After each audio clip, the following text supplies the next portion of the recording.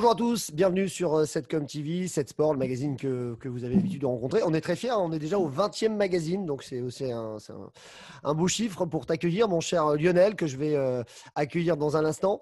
Avant cela, merci à nos partenaires Pays du Sport, CDOS 54, on attend le Grand Est, mais on fait déjà 54, l'agence 7com et Select. Merci à vous de nous accompagner.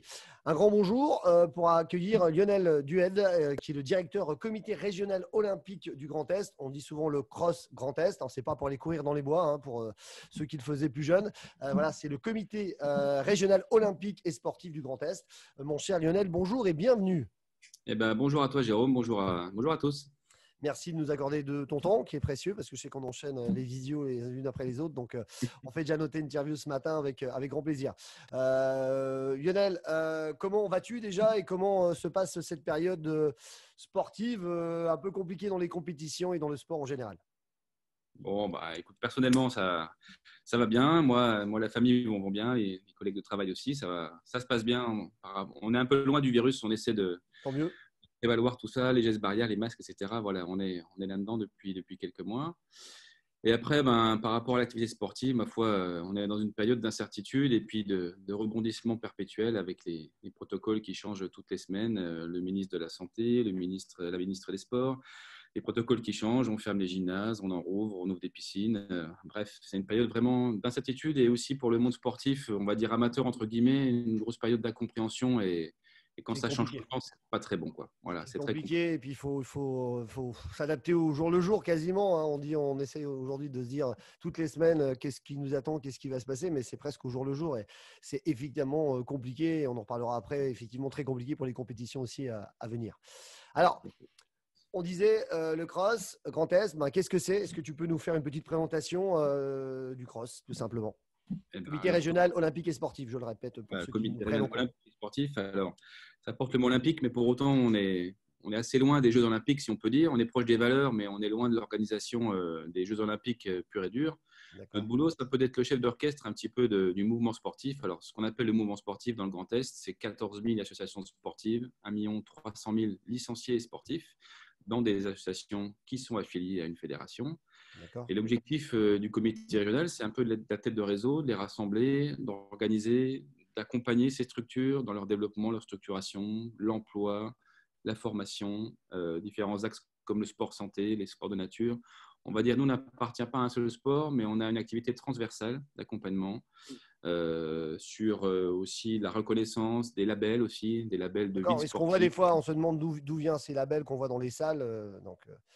Voilà, Vous on est travaillez à là-dessus, on est côté. sur la formation aussi, accompagnement des bénévoles, des salariés, des élus d'associations sportives. Ouais, on n'est plus du tout sur le sport qu'on a pu connaître dans une autre époque où on ne peut pas dire que ça se faisait un petit peu à l'arrache, mais on se débrouillait comme on pouvait. Aujourd'hui, il y a quand même des structures pour vraiment bien accompagner et devenir, dans le sport amateur, on ne va pas dire plus pro, mais on a besoin quand même de se rapprocher de ça. Plus pro, il y a quand même 3500 professionnels qui sont dans les associations sportives. Il y a 7500 emplois dans le Grand Est, dont 3500 dans les clubs. Qui n'existait pas avant. Avant, on a été beaucoup sur du bénévolat. Et voilà. Aujourd'hui, on est quand même toujours sur le bénévolat. Heureusement il en d'ailleurs. faut. Il en faut. Mais avant, il y avait quasiment que cela. Petite inquiétude quand même, la crise qui passe par là. Nos bénévoles aussi ont un certain âge, sont parfois retraités, passent du temps pour les bambins dans les clubs sportifs. Ouais. Et la crise n'arrange pas forcément les choses, puisque les dirigeants aussi mettent un peu le pied sur le frein en se disant est-ce qu'il faut que j'aille à la salle de sport encadrer mes petits ou est-ce qu'il faut que je reste à la maison et garder mes distances? Bien sûr. Voilà. C'est aussi une des incertitudes et une des problématiques que les clubs sportifs rencontrent. Voilà. Ouais. Après, l'activité du cross, voilà, c'est aussi d'incarner et de représenter aussi ces associations sportives auprès des pouvoirs publics, de les défendre en termes de programmes politiques, d'organisation, d'orientation stratégique, que ce soit du conseil régional, que ce soit des services de l'État, en termes d'aide financière, en termes d'investissement des fois, d'équipement aussi sportif. Voilà, le cross, il est là pour rassembler un petit peu toutes les envies, on va dire, de nos associations sportives et de les regrouper et de porter un petit peu le drapeau du mouvement sportif auprès des décideurs et surtout des financeurs du sport. Voilà. Et puis, simplement, on est l'organe déconcentré du Comité national olympique et sportif français, qui est un peu notre fédération, le CNOSF. avec son président emblématique, Denis Massiglia, qui est connu de toute la planète sport. Et puis aussi, on est à cheval aussi, dans le cadre d'un projet plus partagé, plus territorial, avec nos comités départementaux olympiques et sportifs, voilà, dont le 54 est partenaire de ton émission. Voilà. Voilà. Et donc, vous menez quand même les actions quand on voit notamment Paris 2024, hein, pour citer que cela. Vous accompagnez, vous aidez, vous êtes aussi acteur de ces présentations pour justement parler un petit peu de Paris 2024. Bien sûr. Alors, nous, on va dire, dans l'organisation des Jeux, on est simplement sur la partie communication, oui. Et puis un petit peu expliquer qu'est-ce que c'est que les Jeux olympiques, comment ça marche, qu'est-ce que c'est que les valeurs, qu'est-ce que c'est que le serment olympique. Donc, on est plus sur de la sensibilisation, de la communication, plutôt que sur de l'organisation. C'est nous qui allons financer, qui allons organiser l'investissement de la piscine olympique, ou choses comme ça. Il y a un comité d'organisation qui est présidé par Tony Estanguet, qui est une association qui organise les Jeux. Nous, on est plutôt sur la com, la promotion, mettre en place des événements, on va dire, transversaux. Alors, même si on se rapproche un peu des Jeux olympiques, on a une grosse manifestation qui s'appelle les Jeux régionaux des jeunes, qui sont organisés sur 3 sites dans la région et qui regroupent un petit peu comme les Jeux de l'avenir avaient pu être mis en place dans les lycées il y a quelques années avec l'UNSS. On met en place des gros rassemblements avec 1500-2000 collégiens qui viennent découvrir des activités sportives et qui participent aussi à des ateliers citoyens sur les valeurs, qu'est-ce que c'est que l'olympisme, comment ça marche, etc. Être loyal vis-à-vis de son adversaire, vis-à-vis de l'arbitre, du juge, etc.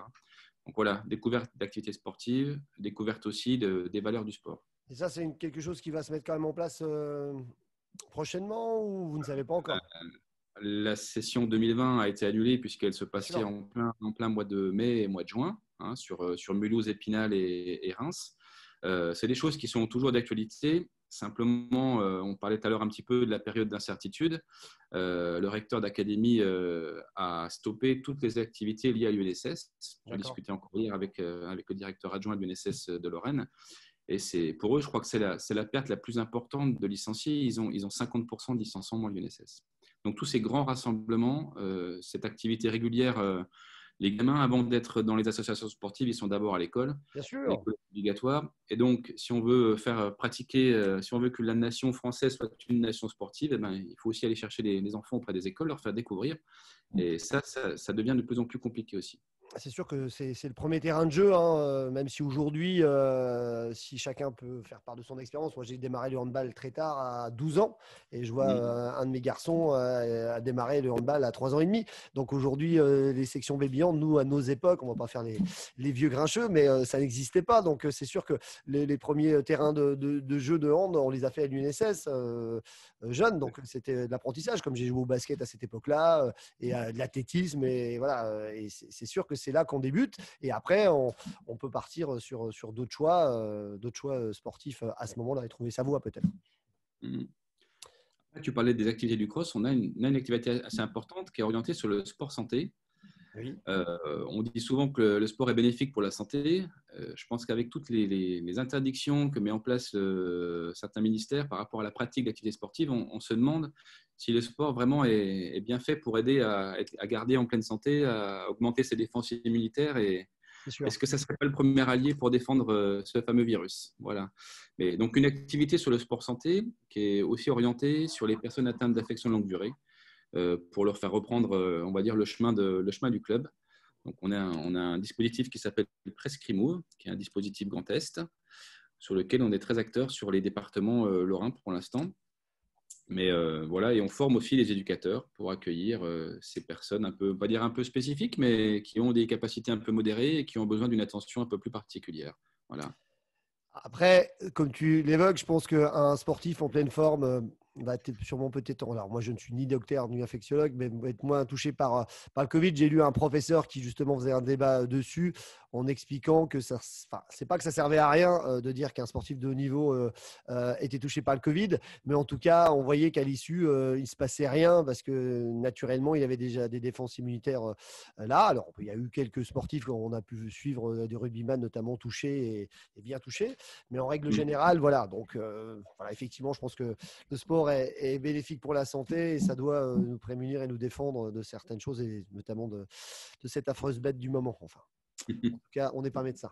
Pour revenir un petit peu sur toi et sur ton parcours, si tu peux nous faire un petit peu, voilà, Tu n'es pas venu directeur du cross tout de suite. Comment s'est passé un petit peu ces années sportives et ces années dans différents secteurs? Parce qu'on parlait également que tu étais directeur à la Ligue Grand Est de handball, ex-handballeur. Fais-nous un petit peu ce petit parcours en quelques mots. 45 minutes. Non, je plaisante. Parcours. Là, écoute, un petit parcours, on va revenir. Allez, aujourd'hui, j'ai 42 ans, donc on va revenir un petit peu en arrière. Moi, je suis originaire de la région, maintenant Bourgogne-Franche-Comté, originaire de la Franche-Comté, de Besançon, plus exactement de Baume-les-Dames, petite ville à une vingtaine de minutes de Besançon. J'ai commencé le handball, l'activité handball tout petit. J'ai fait un petit peu de judo, un petit peu de lutte, un petit peu d'autres. Tu as joué à Besançon au début alors? Voilà, tout à fait. Tu as connu un certain Christophe Viennet alors, j'imagine. Tout à fait. J'étais à l'école avec lui. D'accord. Qu'on appelle les pôles maintenant. Voilà, j'étais en sport études 3 ans. Je précise le coach de Célestin Handball qu'on a reçu également au micro. Voilà, après un parcours de sport-études au lycée, la terminale, avec une formation comptabilité, gestion, un peu ressources humaines, économie, un peu droit aussi, mais de manière très survolée. Et puis après, l'envie de passer de l'autre côté de la barrière, d'entraîner et donc de passer mes diplômes d'entraîneur auprès de la fédération, mes diplômes d'État, les diplômes d'éducateur sportif, les brevets d'État d'éducateur sportif, qu'on appelle maintenant les BPGEPS, les DEGEPS, les DEGEPS. Voilà, j'ai passé les 2 premiers degrés de handball qui se spécifient un peu sur l'entraînement, la formation et un petit peu aussi sur la gestion de projet. Et donc, pendant 10 ans, j'étais conseiller technique pour la Fédération française de handball dans le département de l'Ain. D'accord. Et puis, petit à petit, j'ai rencontré quelques figures emblématiques comme Sylvain Brosse qui travaille donc, sur le Grand Est. Voilà, et donc, passé 10 ans, j'ai animé quelques projets sur les interrégions nord-est de la France. Et donc, je suis arrivé en Lorraine il y a une dizaine d'années maintenant, où j'ai pris la direction un peu technique et administrative de la Ligue Lorraine à l'époque, et avec donc de handball toujours. Oui. Et donc, avec la fusion des régions, j'ai pris la direction de la Ligue Grand Est de handball, qui s'étoffait largement avec une vingtaine de salariés. Et puis, au bout d'un moment, après, voilà, la fusion fait que les stratégies, les orientations ne sont pas plus forcément en accord. Et puis, après 20 ans au service du handball, et l'opportunité de passer sur autre chose. Oui, voilà. Oui. Je pense que mon expérience acquise pendant ces différentes années, son service du cross, ça matche très bien. Et je crois que moi aussi, pour moi, c'est un C'est un nouveau challenge et puis un nouveau centre d'intérêt. Là, tu es dans justement le multisport, comme on peut dire. Donc, c'est forcément très intéressant. Et je le vois bien aussi avec ma petite émission et les échanges qu'on peut avoir sur différents acteurs. C'est très enrichissant et voilà, on voit plein d'horizons différents et c'est très bien. Donc, j'imagine que pour toi, c'est très, très enrichissant aussi. C'est enrichissant. Et puis, l'environnement change un peu aussi. C'est une autre dimension. Et puis, il y a aussi le sport en France qui a un bouleversement énorme. Depuis le général de Gaulle qui avait réformé toute cette planète sport avec l'arrivée des conseillers techniques, la création des fédérations, des comités régionaux, etc. Il y a un toilettage qui est en train de se faire avec une nouvelle gouvernance, avec la création de l'Agence nationale du sport et puis très prochainement les conférences régionales du sport qui vont se mettre en place au service, voilà, histoire d'avoir un guichet unique pour aider plus facilement les bénévoles associatifs à monter leurs projets, à se structurer, à financer leurs projets et y voir un peu plus clair. Voilà. Puis je pense que les fédés ont besoin d'être accompagnés aussi, d'être conseillés parce que, comme on le disait tout à l'heure, il y a certaines fédés qui ont besoin d'être un petit peu dépoussiérées pour pouvoir aujourd'hui être à la page parce que c'est sûr que le sport devient de plus en plus un sport spectacle. Donc, on ne peut plus être amateur, même si on est dans l'amateur. Pas l'amateurisme, hein, c'est pas péjoratif dans le sport amateur et qu'on a besoin d'être de plus en plus pro et de montrer des visages plus conquérants, du spectacle, d'avoir d'animation dans les salles et tout ça. Et on le voit bien sur nous, l'expérience qu'on peut rencontrer sur les fédés, notamment moi, je vais parler du tennis de table sur lequel on a eu l'occasion de faire une Coupe de Monde à Disney et que depuis, j'ai eu la chance d'être le speaker officiel et sur lequel ils sont à l'écoute, ils en ont besoin, comme d'autres choses qu'on avait fait à l'époque à Nancy avec Philippe Favry pour le meeting de natation où on avait l'occasion d'avoir les champions olympiques, champions du monde, mais on sentait que le meeting avait besoin d'un renouveau plus dynamique pour la compétition et tant mieux si de temps en temps on est un petit peu écouté et puis si de temps en temps on peut amener une petite pierre à l'édifice, ça fait partie aussi des choses qu'on aime partager. Alors pour revenir justement après cette présentation sur le cross, quelles sont les actions concrètes que vous menez aujourd'hui dans cette période? Alors, pour relancer le sport, j'imagine aussi. Hein, il y a beaucoup. on parle de plan de relance dans le milieu de l'entreprise, mais il y a également aussi des plans de relance dans le cadre du sport. On participe, pas plus tard que la semaine dernière et pas plus tôt que la semaine prochaine, on va dire, à faire transiter des fonds de relance. Il y a le fonds de solidarité territoriale, c'est 850 000 euros pour le Grand Est, 840 000 euros qui est mis en place. Voilà.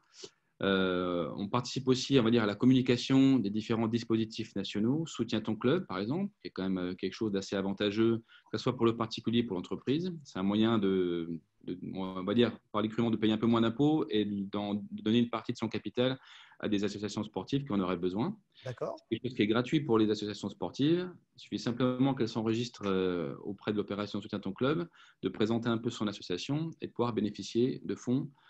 C'est déjà quelques millions d'euros qui ont été redonnés par les Français aux associations sportives. D'accord. Voilà. Ça, c'est une des choses qu'on ne savait pas spécialement. Voilà, donc des plans de relance. C'est aussi participer à la campagne d'aide aux emplois. Dans le Grand Est, il y a à peu près 200-300 emplois qui sont aidés par les services de l'État ou par les différentes collectivités territoriales. Donc, on est là aussi pour regarder un petit peu les dossiers, sans vouloir dire favoriser plus l'un plus l'autre, mais savoir une impartialité par rapport au dossier et de voir ceux qui méritent le plus, ceux qui sont dans les critères. Donc, participer, globalement, c'est faire valoir un peu les droits des associations sportives. Donc, il y a beaucoup de plans qui sont mis en place par rapport à l'aspect financier, mais le plus gros souci, ce n'est pas vraiment l'aspect financier, puisque le plus gros problème, c'est la reprise des activités. Donc, c'est plutôt essayer de combattre, on va dire, les directives ministérielles en expliquant qu'être dans une entreprise avec un masque ou être dans un gymnase avec un masque, c'est pas moins bien, pas pire par rapport à combattre le virus, quoi. C'est essayer aussi d'y voir les actions qu'on mène aussi, c'est faire comprendre aux associations, on va dire, c'est résumer un petit peu les grands textes, les grands décrets, les grands textes qui sont des fois imbuvables pour les bénévoles associatifs, c'est de les résumer à travers notre site internet ou notre page Facebook pour expliquer les contraintes, les règles, les recommandations, les protocoles sanitaires, qu'est-ce qu'on peut faire, qu'est-ce qu'on ne peut pas faire. Finalement, c'est simplifier, c'est informer les bénévoles et les accompagner au jour le jour dans leur reprise. Voilà. On répond à des questions tous les jours. Je suis président d'une association, j'ai 100 licenciés. Est-ce que j'ai le droit de le faire prendre une licence malgré qu'on n'a pas le droit d'aller au gymnase? Des questions des fois qui paraissent très bêtes. Et tu parlais tout à l'heure de professionnalisation. Ce n'est pas parce que quelqu'un est bénévole qu'il ne peut pas avoir une démarche professionnelle. Oui, bien sûr. Un Absolument. dossier, savoir lire des textes de loi, pouvoir être employeur, embaucher quelqu'un. Voilà, tout ça, ça se fait de manière bénévole. Hein. Le président qui embauche un jeune éducateur ou une jeune éducatrice sportive, il n'est pas payé pour embaucher quelqu'un. Oui, bien sûr. C'est cette démarche-là. Donc, on est surtout sur de l'accompagnement. Après, on fait le lien entre les fédérations et les clubs sportifs. On a, nous, une compétence transversale. Encore une fois, on n'est pas disciplinaire, on est interdisciplinaire. Donc, on accompagne sur des grands principes, la communication, les règles, etc. Et vous arrivez à intervenir sur des fois des arrêtés ministériels, sur des choses qui sont incohérentes sur l'application. Là, je vois, on parlait avec le Grand Nancy Métropole Handball d'un préfet qui avait pris un arrêté, comme quoi les joueurs devaient tous porter le masque pendant le jeu, et c'était juste impossible, quoi. Donc ils ont fait remonter l'information en disant attendez, votre arrêté on l'a eu, mais regardez, c'est pas possible. Et là voilà, donc des fois les décisions qui sont prises dans les bureaux, sans offenser personne, sont pas celles du terrain, et voilà. Et sur ce côté-là, vous arrivez à intervenir des fois et avoir gain de cause. Un des rôles aussi, c'est de mobiliser les politiques. Voilà, on essaie de comprendre. mettre des projets en place avec les parlementaires, par exemple, sur la défiscalisation pour une prise de licence, par exemple. Voilà, que les Français puissent, en prenant une licence au club, on puisse faire une réduction ou un crédit d'impôt ou une réduction d'impôt. Voilà, on essaie de faire remonter au niveau politique des choses.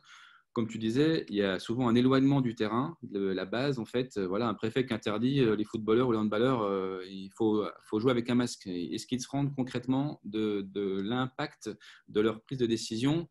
Globalement, c'est quasiment impossible. Donc, on est là pour faire remonter aussi les problèmes de la base, les problèmes du club, au plus haut niveau, politique, des parlementaires. On a quand même des parlementaires qui sont sportifs aussi et qui savent ce que c'est que le terrain.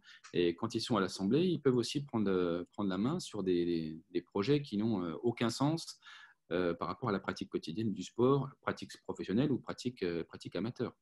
Voilà, donc on fait remonter aussi des choses, c'est-à-dire qu'à la fois on s'occupe de la base, mais quand la base elle crie au secours ou elle appelle du pied en disant il faudrait peut-être faire remonter ça, on est là aussi pour faire remonter les choses.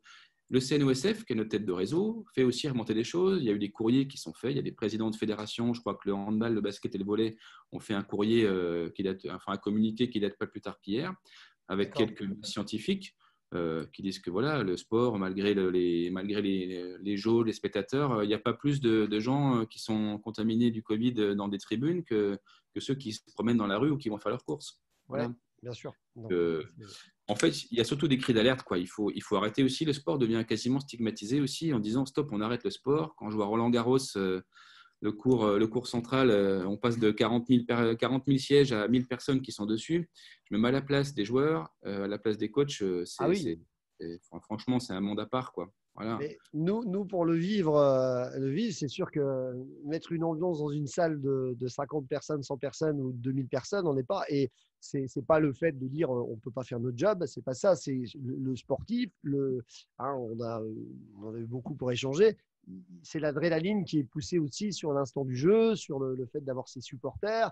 Quand on regarde les matchs de foot à la télé à huis clos, c'est pas d'une tristesse, mais c'est sûr qu'il n'y a pas le même jeu, il n'y a pas la même envie, c'est pas poussé de la même manière et ça fait partie effectivement, et je pense, sans être non plus le décideur ni l'interprète de tout cela, mais quand on a des surfaces importantes sur un stade de 20 000 places, c'est sûr qu'on peut peut-être en mettre 10 000 et en espaçant, en respectant les règles sanitaires, j'insiste bien, et on peut quand même mettre le monde. Alors après, on va dire oui, mais ils se croisent dans la rue, c'est compliqué, voilà.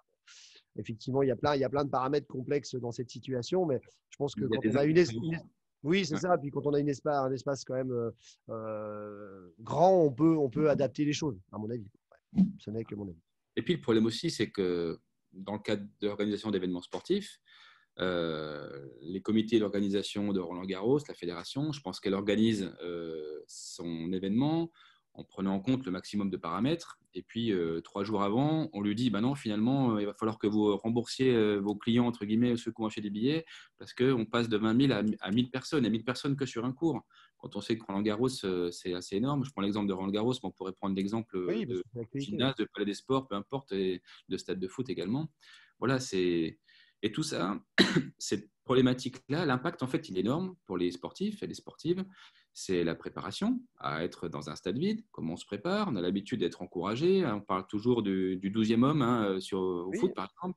Ben, franchement, je pense qu'au niveau de l'encadrement sportif, médical, psychologique des sportifs, il y a des nouveaux métiers qui sont en train de se créer, à mon avis. Et les sportifs, ils se préparent aussi différemment pour leur compétition. C'est sûr. Donc, tout est revu en fait. Tout est revu en ce moment. Et il y a une perte financière qui est très importante parce qu'il ne faut pas. On entend de ci, de là, oui, mais bon, voilà, ils ne pourront pas inviter leur VIP. Mais ça fait partie du jeu.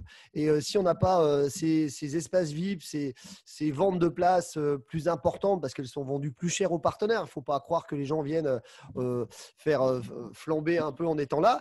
Ça coûte. Les entreprises invitent leurs clients aussi pour de la relation professionnelle. Ça génère des recettes qui sont importantes pour les ligues, pour les clubs. Et sans ça, certains clubs auraient beaucoup de difficultés. Il ne faut pas s'en cacher. Ça fait partie du jeu.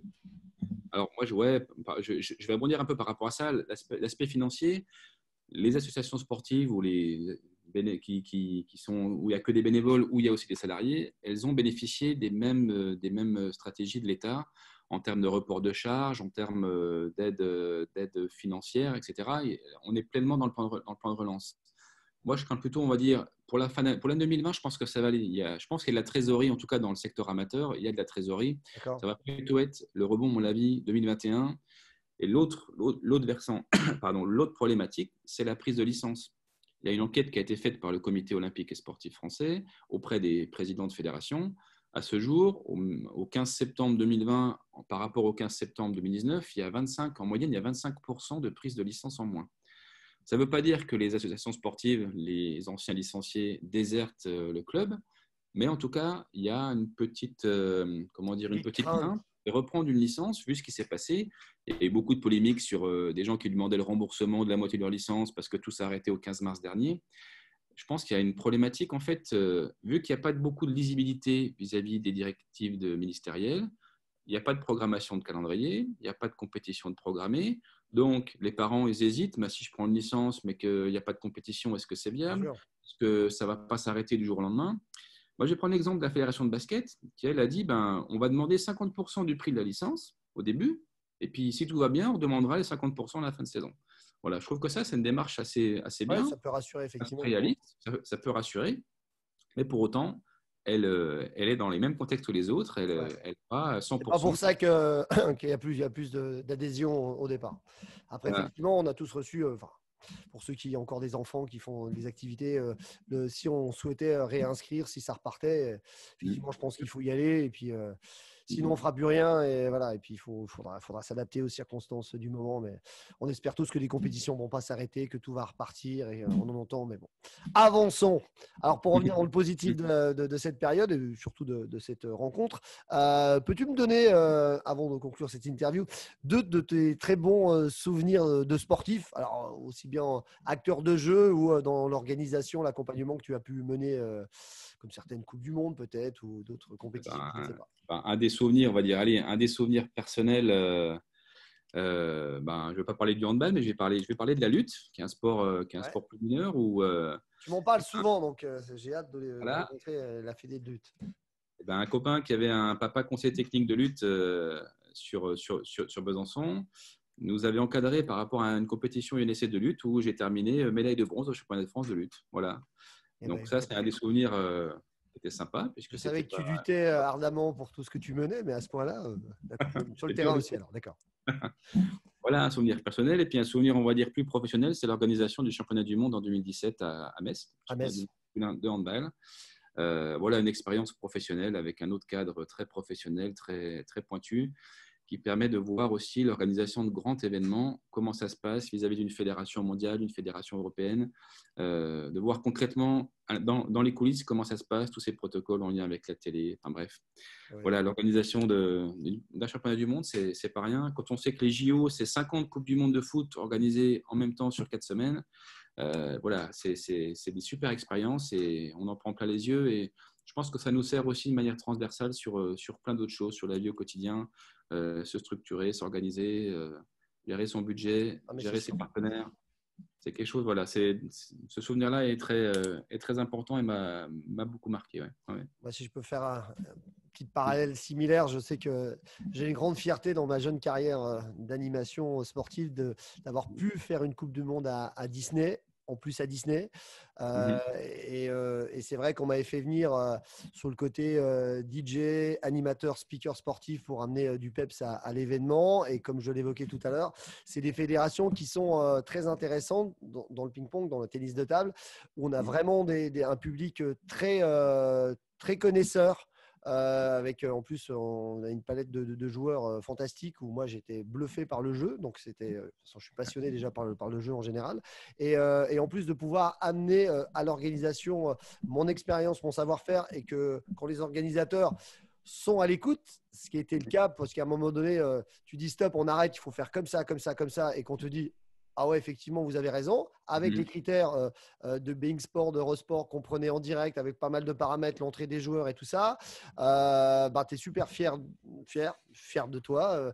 Et à ce jour, ça reste une des plus grandes compétitions sportives que j'ai pu animer. Et j'espère, parce qu'il y a des projets, d'en refaire une seconde parce que Disney avait trouvé que l'événement sportif était vraiment top et ils souhaitent renouveler, mais cette fois-ci en étant vraiment partenaire et pas seulement accueillant de l'événement. Et je pense que malheureusement, ça sera reporté d'une année. On était sur 2022, on sera plus sur 2023. Mais en tout cas, voilà, c'est effectivement, et c'est enrichissant de voir aussi toutes les contraintes techniques. Tu as une équipe de 20 personnes derrière toi et puis c'est toi, comme on dit avec un de mes collègues, Dominique, c'est le topper, c'est toi qui donne le top pour tout. Il ne faut pas se tromper quand même. Tu as une certaine pression. Tu as la ministre des Sports qui est là. Tu as d'autres acteurs, les protocoles, les trucs. Et puis en plus, quand toi, tu peux amener une ambiance. C'est vrai que moi, j'essaye dans mes animations de dire je vais amener ma petite patte supplémentaire. Et c'est vrai que dans le tennis de table, juste pour finir, quand tu arrives à faire chanter les deux tribunes, de faire une ambiance, mon idée c'était dans une aréna de 5000 personnes, de faire une ambiance de stade de football et de faire chanter les tribunes qu'ils n'avaient jamais vues et de faire un clapping géant à la fin. Bon, c'était en 2018, il faut remettre aussi ça dans tout le contexte de l'époque. Bah, c'est fabuleux et c'était fabuleux. Donc c'est un bon souvenir et je comprends bien que moi je suis venu voir la Coupe du Monde à Metz, on est venu voir les matchs et c'est sûr que d'être au cœur de l'événement, c'est quelque chose de génial également. Voilà, pour cette petite parenthèse partagée. Merci Lionel en tout cas d'avoir répondu à cette invitation. Merci. Donc avant de te laisser conclure, je rappelle que si on veut suivre les actualités du cross, alors il y a forcément les réseaux sociaux, page Facebook sur le Cross Grand Est, LinkedIn, Twitter et Instagram. Vous avez un site également internet qui est sportgrandest.eu. Sport sans S, hein. C'est ça. Grandest.eu et puis également une chaîne YouTube qui s'appelle Partage ton sport, puis des réseaux. Lionel, je te laisse conclure quelques mots. Quelques mots, ma foi, quelques mots malgré les risques encourus par les sportifs par rapport au Covid-19. Je pense qu'il faut encourager la reprise vers les clubs sportifs. Voilà, à la fois pour un lien social, mais aussi pour avoir une bonne santé physique. Le sport participe à se prévaloir, à renforcer ses défenses immunitaires. Et avec l'automne et l'hiver qui arrivent très prochainement dans notre région frisquette ici, c'est important de reprendre l'activité sportive. Voilà, il faut arrêter de croire que le virus est quelque chose de très très mal et qu'il faut arrêter d'en faire toute une montagne. Voilà, respecter les gestes barrières, mais reprendre le chemin du club, c'est bon aussi pour tous. Voilà. Pour la santé. Merci Lionel. Je te dis à bientôt. Merci Jérôme. À bientôt, plaisir. Ouais, ça marche. Sur un terrain de sport, peut-être entre nos garçons qui vont jouer les uns contre les autres au handball. Allez, c'est lancer le défi. Merci, à bientôt. Merci de nous suivre sur Setcom TV. N'hésitez pas à partager nos émissions sur vos réseaux également. À bientôt, merci à tous.